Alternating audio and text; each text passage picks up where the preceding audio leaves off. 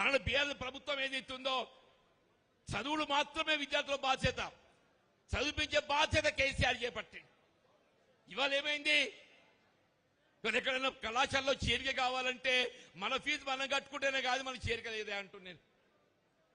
నిరుద్యోగ యువత ఇక్కడ రాష్ట్రం ఏర్పడ్డది, దశాబ్ద కాలంలో నిర్మాణం చేసి నిరుద్యోగ యువత తోడు నిలిస్తే ఇలా ఆచల పల్లెగా ఊరేగించి ప్రభుత్వం అధికారానికి వచ్చింది కాంగ్రెస్ పార్టీ. ఎన్నికలు చేసే వాగ్దానం అమలు చేయాలి కదనే. మొదటి 2 సంవత్సరాల 3 లక్షల ఉద్యోగాలు కల్పిస్తా అని చెప్పిండు, కల్పించింది 17,000 అని చెప్పంటున్నాను. నిన్న ఏదైతున్నదో 19,000 కానిస్టేబుల్ ఉద్యోగాలుంటే కేవలం 5,000 నోటిఫికేషన్ ఇస్తున్నారు, 5,000 నోటిఫికేషన్ ఇస్తున్నారని చెప్పంటాం. ఉద్యోగాలు ఖాళీ లేక కాదు, ప్రభుత్వాన్ని చిత్తశుద్ధి లేక, ప్రభుత్వ చిత్తశుద్ధి లేక చెప్పంటున్నా. ఇలా నిరుద్యోగ యువత ఆనాడు రాహుల్ గాంధీ గారిని పట్టుకొచ్చిందే, ఇవాళ పట్టుకరా.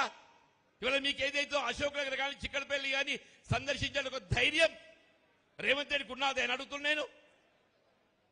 ఈ రాష్ట్ర భవిష్యత్తు ఇలా బీఆర్ఎస్ పార్టీ కేసీఆర్ గారితో ముడిపడి ఉన్నది.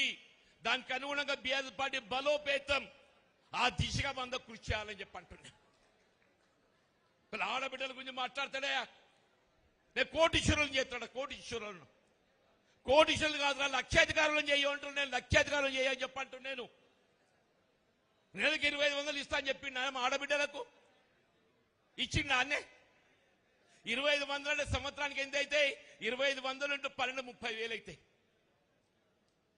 30,000 ఇంటూ ఇప్పుడు 2.5 సంవత్సరాలు గడిచింది 75,000 అని చెప్పంటున్నాను.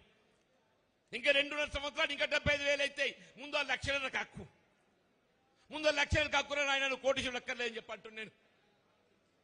దయచేసి ఏదైతున్నదో ఇవాళ బీఆర్ఎస్ శ్రేణుల్లో ఉత్సాహం నింపడం, అందరినీ కార్యోన్ముఖం చేయటం. ఇవాళ ఎన్నికలు ఇంకో 2 సంవత్సరాలు ఉందా?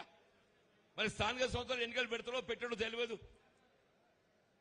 మరి ఇక్కడ ఈ పరిస్థితి చూస్తే వాడు ఎన్నికలు పెట్టే ధైర్యం చేస్తారని నేనైతే అనుకోనని చెప్పి అంటున్నాను. ఎందుకంటే ఎన్నికలు పెడితే మాత్రం ఏదైతుందో బీఆర్ఎస్ పార్టీ జెండా ఇవాళ మండల పరిషత్లే కానీ జిల్లా పరిషత్పై ఎగరవేయబోతుందని చెప్పి అంటున్నా.